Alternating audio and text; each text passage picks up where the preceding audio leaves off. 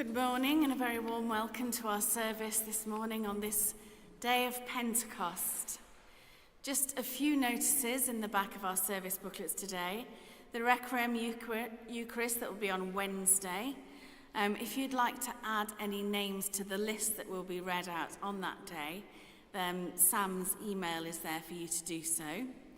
Also to let you know that we've received an Eco Church Bronze Award. So the copies of the certificate are in the West Porch for you to have a look at, and we are working towards silver. I think it's nigh on impossible for a cathedral to get a gold award because we're not that environmentally friendly, unfortunately. But at least we're on the way. We've got our bronze award. Just something that's not on our notices. I believe we're going to appear on Songs of Praise this afternoon at 1:15. So something that was pre-recorded here a while ago, I think it's Come Down, O Love Divine, will be on Songs of Praise today at 1:15 if you want to watch that. I don't know when it was recorded. They just let us know that we'll be appearing if you wanted to see it. Send forth your strength, O God. Establish, O God, what you have wrought for us.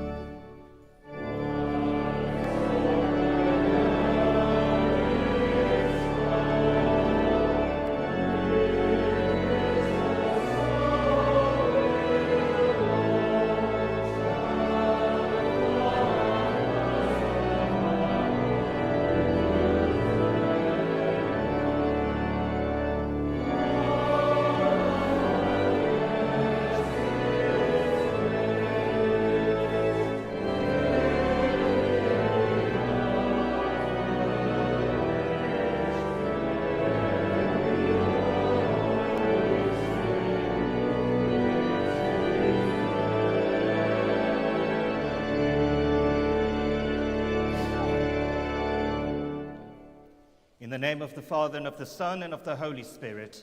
Amen. Grace and peace be with you. And keep you in the love of Christ. Alleluia, Christ is risen. He is risen indeed. Alleluia. Send forth your strength, O God. Establish, O God, what you have wrought in us. As we gather to celebrate this Holy Eucharist to the glory of God, we prepare ourselves by confessing our sins. We who need God's aching, mending grace to make us whole. We who need God's exposing, convicting love to purify our injustice. We who need God's living, liberating presence to dwell in us and set us free. Heavenly Father, We have sinned in thought, word, and deed, and have failed to do what we ought to have done. We are sorry and truly repent. For the sake of your Son, Jesus Christ, who died for us, forgive us all that is past, and lead us in this way, to walk as children of light. Amen. Almighty God, have mercy on you, forgive you, and set you free from sin, and keep you in eternal life. Amen.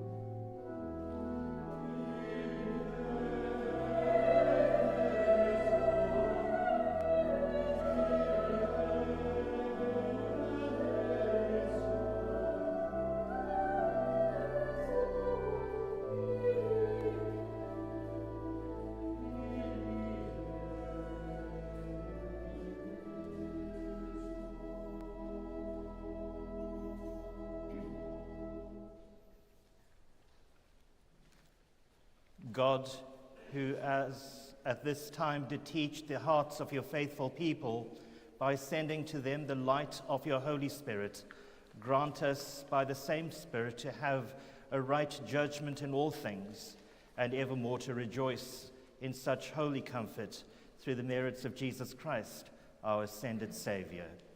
Amen.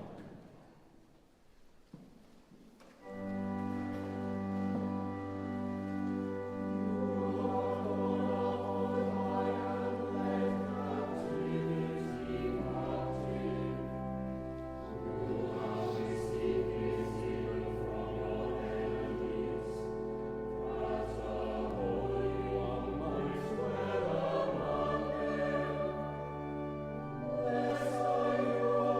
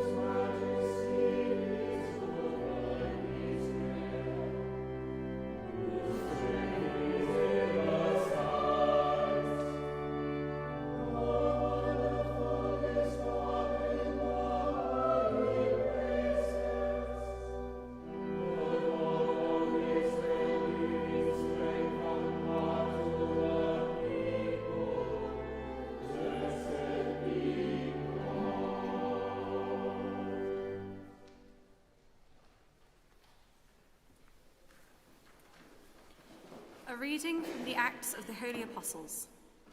Now, when the day of Pentecost had come, they were all together in one place. And suddenly from heaven there came a sound like the rush of a violent wind, and it filled the entire house where they were sitting.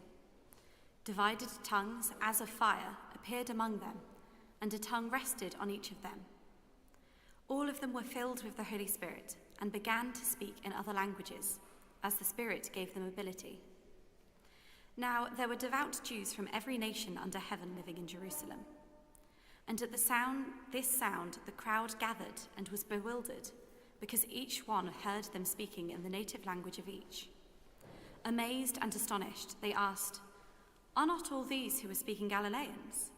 And how is it that we hear, each of us, in our own native language? Parthians, Medes, Elamites, and residents of Mesopotamia, Judea and Cappadocia, Pontus and Asia, Phrygia and Pamphylia, Egypt and the parts of Libya belonging to Cyrene, and visitors from Rome, both Jews and proselytes, Cretans and Arabs. In our own languages we hear them speaking about God's deeds of power." Hear the word of life to the world. Thanks be to God.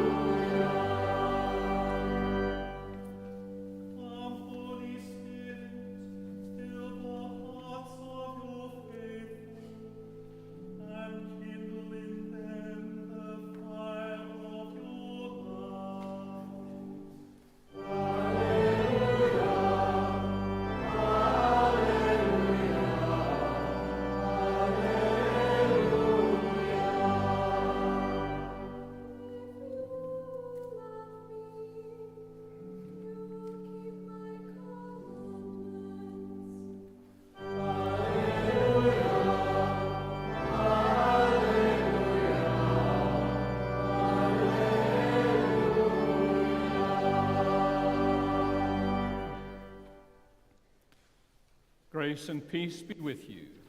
And keep you in the love of Christ. Listen to the Holy Gospel according to St. John. Glory to you, O Christ. At that time, Jesus said to his disciples, "If you love me, you will keep my commandments.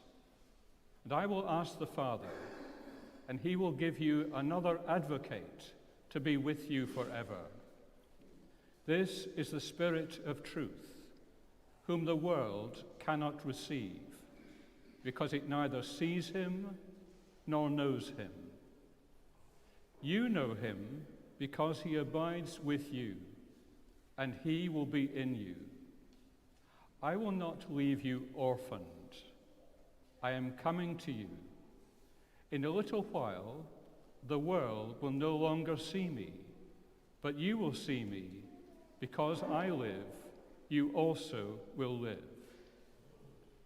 On that day, you will know that I am in my Father, and you in me, and I in you. They who have my commandments and keep them are those who love me, and those who love me will be loved by my Father. And I will love them and reveal myself to them."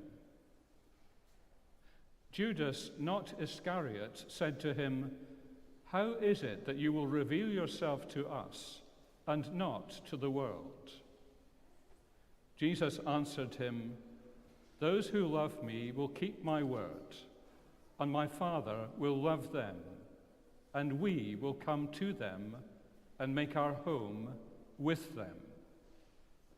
Whoever does not love me does not keep my words. And the word that you hear is not mine, but is from the Father who sent me. I have said these things to you while I am still with you. But the Advocate, the Holy Spirit, whom the Father will send in my name, will teach you everything and remind you of all that I have said to you. Peace I leave with you. My peace I give to you. I do not give to you as the world gives.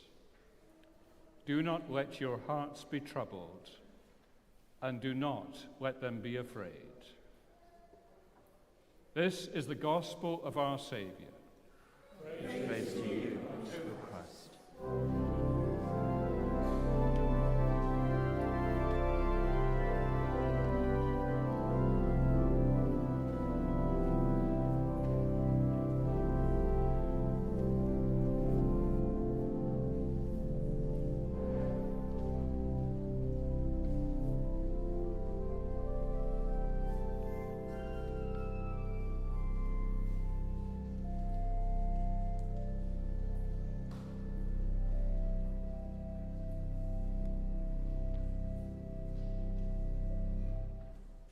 In the name of the Father, and of the Son, and of the Holy Spirit. Amen.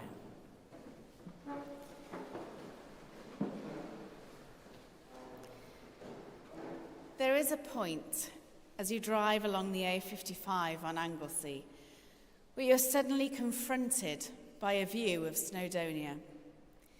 It's a moment that causes my breath to catch almost every time. The mountains are so imposing and vast that it's almost impossible not to be awed by them. I'm lucky because usually when I look out of my kitchen window at home, I can see the mountains. They dominate the landscape. Formed over millions of years by volcanic and glacial activity, the view of the mountains reminds me of how ancient they are, how robust and seemingly permanent. But one morning last week, and even this morning, I got up early to make coffee as I normally do, but when I looked out of the window, the mountains were gone. They were completely invisible.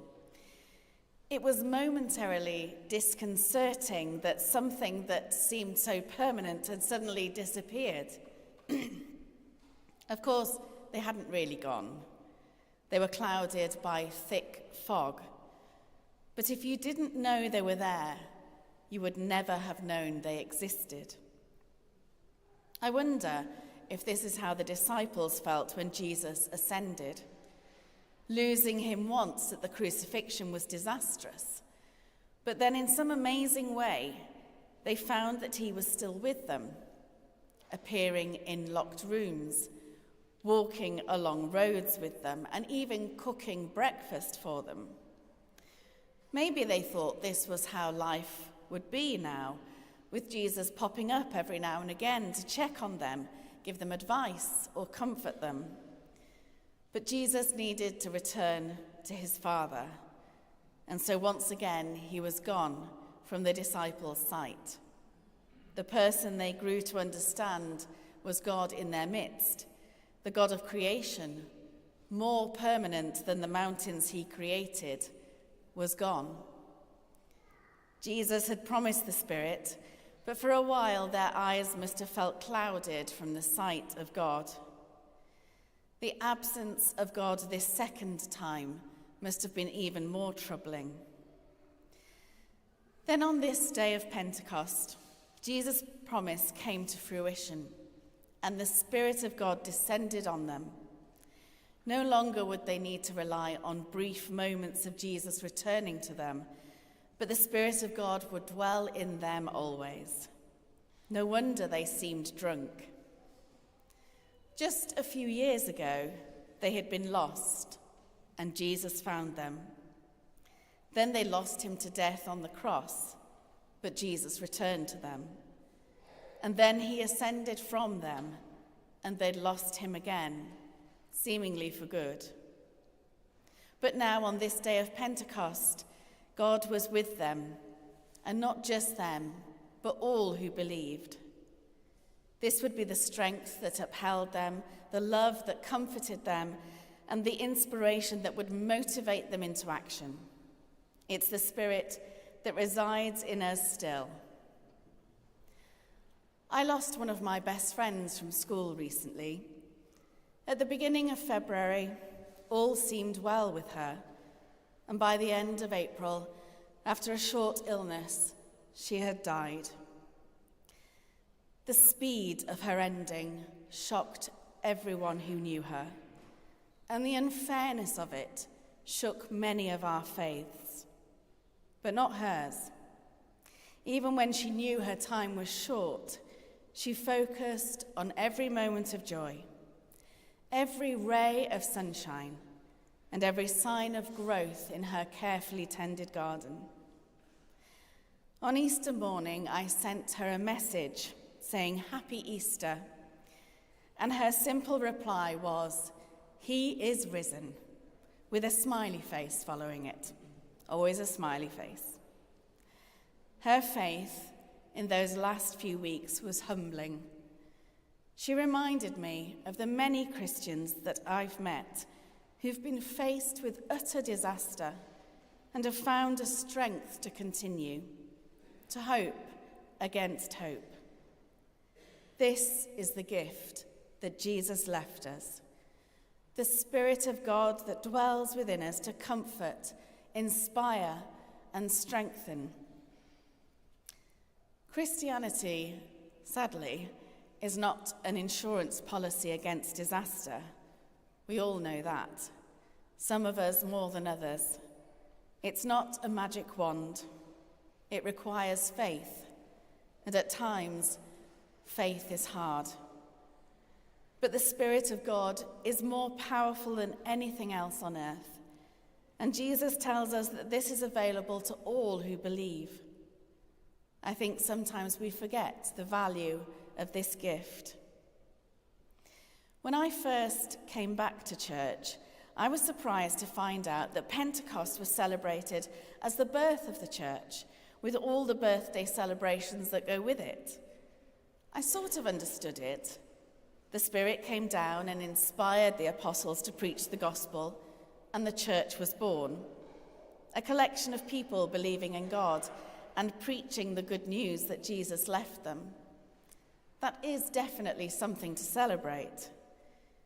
But somehow for me, this forgets the other aspect of the gift Jesus won for us, that the Spirit can now dwell within us as individuals. I know that the beauty of Christianity is the fellowship we enjoy. I know that Jesus told us that when 2 or more of us gather together, he would be with us.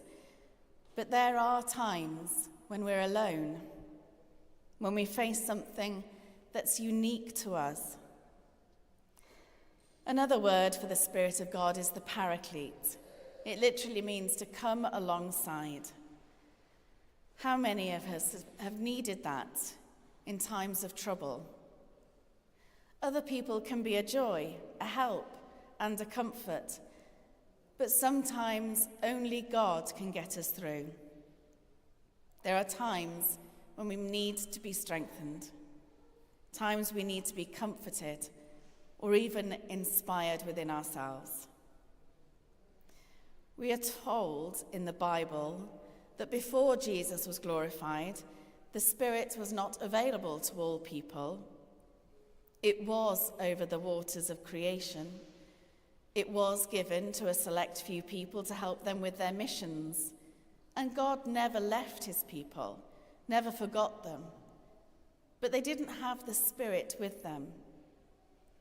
But because of Jesus' self-sacrifice and resurrection, because of that profound love, the Holy Spirit was and is available to us all. God no longer is distant and confined to temples. God is with us, not only binding us together, but walking alongside us. We have become the temples. We may not always feel it, but because of Jesus, we can always trust and have faith that we are never left to face disaster alone. Just like those mountains, God may disappear from our sight at times. Grief or anger may cloud our vision. but we know that God is there, just as I knew the mountains were there, just clouded from my view. To sum up, I found a short poem that was written onto the walls of a concentration camp by somebody who was thinking of their God, the God of Jacob, the God we share. And as they were thinking about their fate, their possible murder, they wrote, "I believe in the sun, even when it's not shining. And I believe in love, even when I don't feel it. And I believe in God, even when he is silent." May the Spirit of God be with you this day and forevermore. Amen. Amen.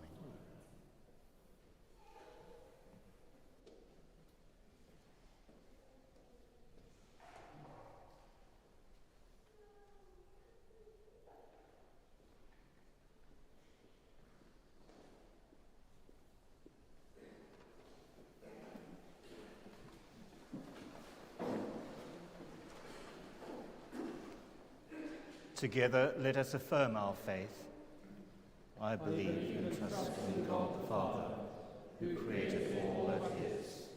I believe and trust in his Son, Jesus Christ, who redeemed humankind. I believe and trust in his Holy Spirit, who gives life to the people of God. I believe and trust in one God, Father, Son, and Holy Spirit. Amen. With all our hearts and with all our mind, let us pray to God.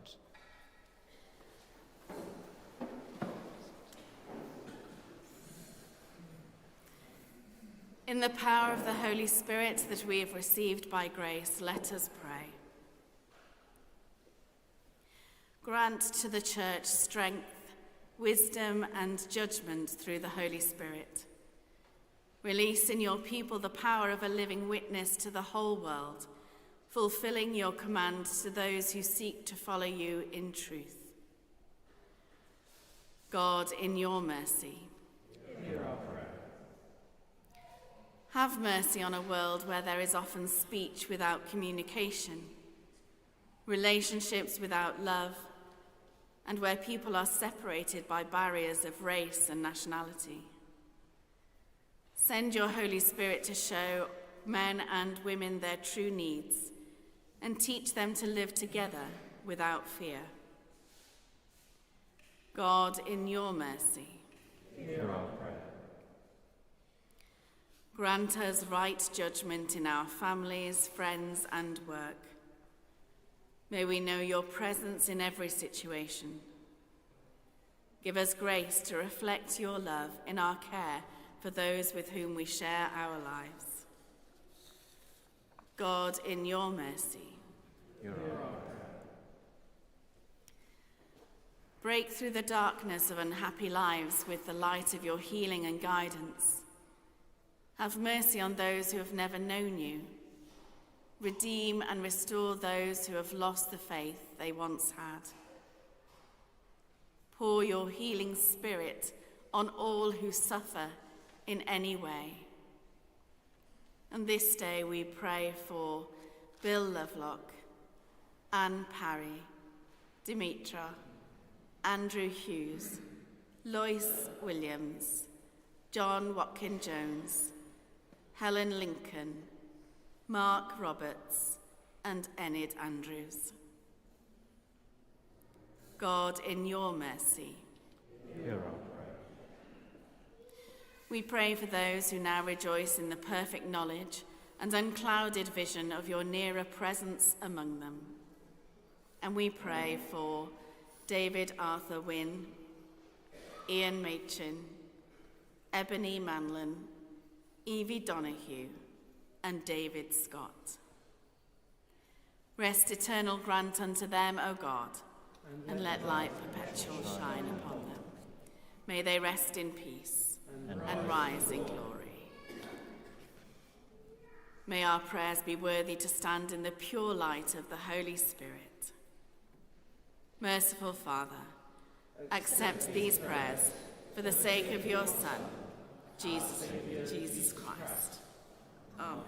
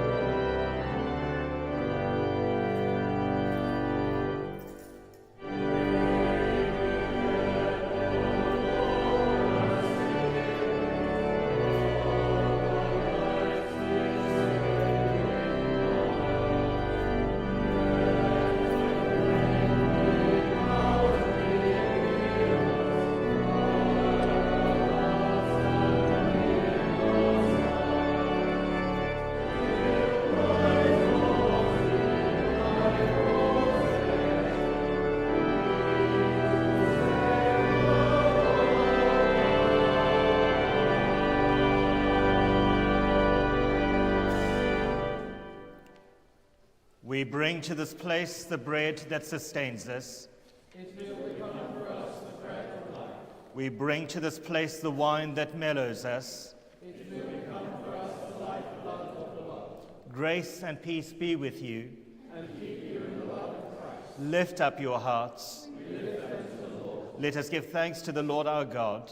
It is right to give our thanks and praise. It is indeed right, it is our duty and our joy, at all times and in all places to give you thanks, Holy Father, all-powerful and ever-living God, through Jesus Christ our Lord, who ascended to his heavenly throne at your right hand, and through whom you pour out the Holy Spirit upon your people, the Spirit of wisdom and understanding, the Spirit of counsel and might, the Spirit of knowledge and true godliness, and of the fear of the Lord.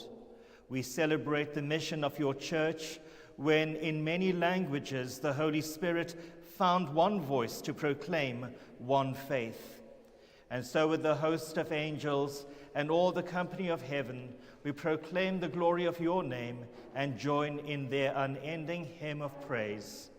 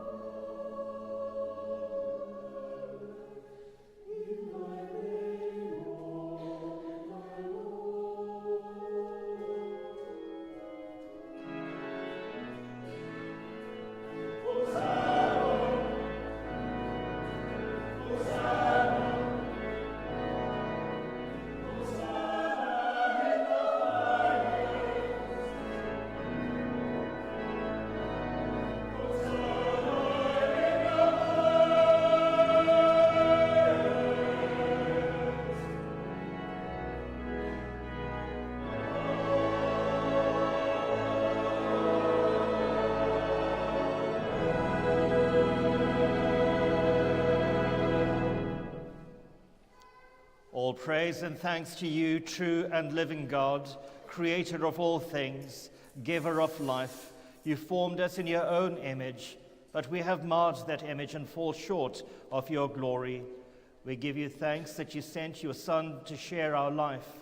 You gave him up to death that the world might be saved, and you raised him from the dead that we might live in him and he in us.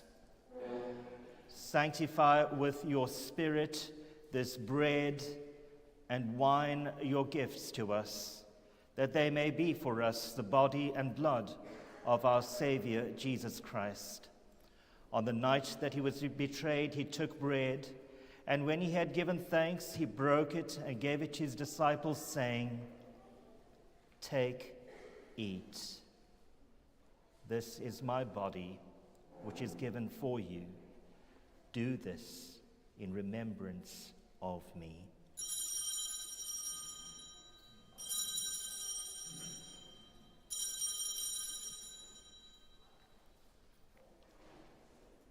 In the same way, after supper, he took the cup, and when he had given thanks, he gave it to them, saying, "Drink from this, all of you, for this is my blood of the new covenant, which is shed for you and for many for the forgiveness of sins. Do this as often as you drink it in remembrance of me."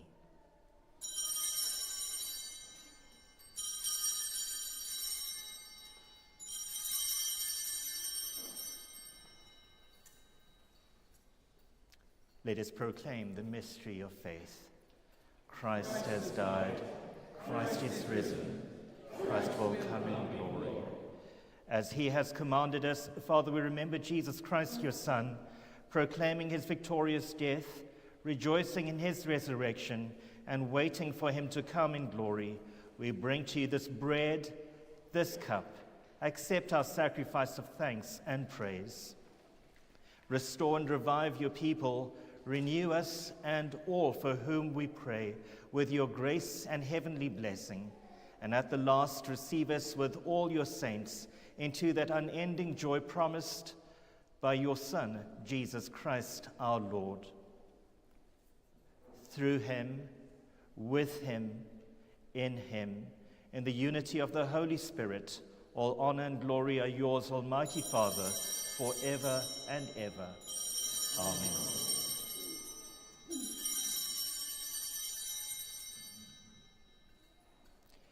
As our Savior taught us, we boldly pray. Our Father, who art in heaven, hallowed be thy name. Thy kingdom come, thy will be done, on earth as it is in heaven. Give us this day our daily bread, and forgive us our trespasses, as we forgive those who trespass against us. And lead us not into temptation, but deliver us from evil. For thine is the kingdom, the power, and the glory, forever and ever. Amen. Your risen body in our midst, known in the breaking of bread, your glorious wounds whence blood flowed, the marks of your love, your words to us of peace, stronger than death. The peace of the living God be always with you. And keep you in the love of Christ. We share a sign of peace. Peace with you. Peace be with you. Peace be with you.